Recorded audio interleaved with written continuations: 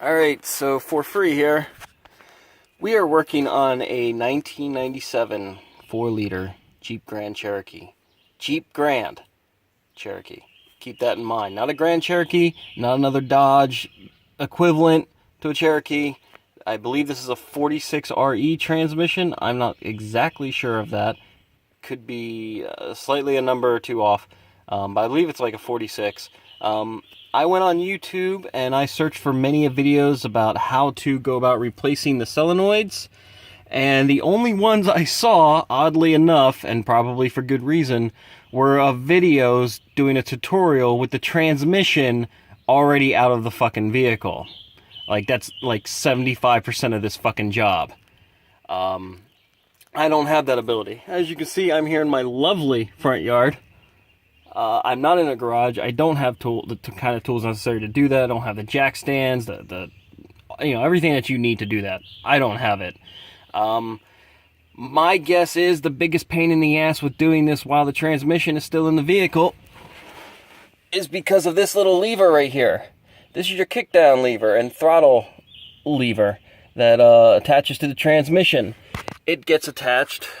I don't know if you all can be able to see that. Maybe, maybe not.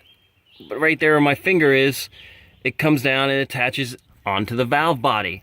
Well, in order to do these, you need to replace the whole wiring harness. And you can't get to that without removing the valve body. Well, I can't remove the valve body because of this damn lever stuck up here. I was able to get the bolts that hold it on. You can see my finger right there, maybe.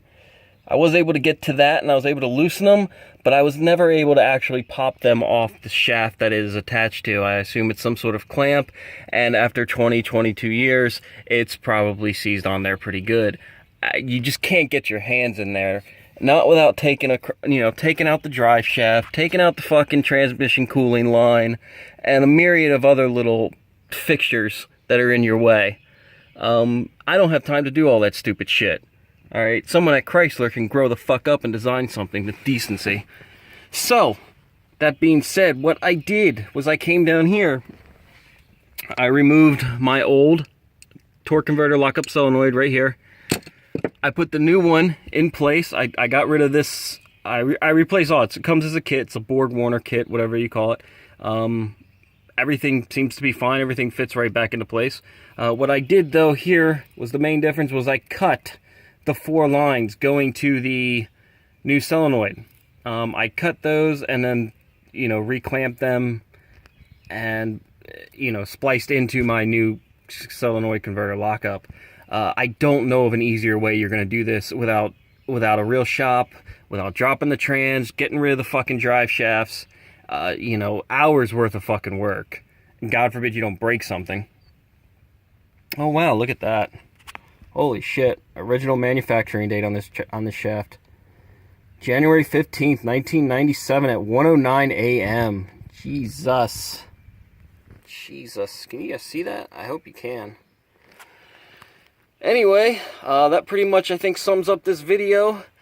Again, all I did was splice the wires of the wiring harness. Not all of them, just the 4 that went to the lockup solenoid. Everything else can kind of stay because that has an actual clamp that you can remove and, take on and off, if you will.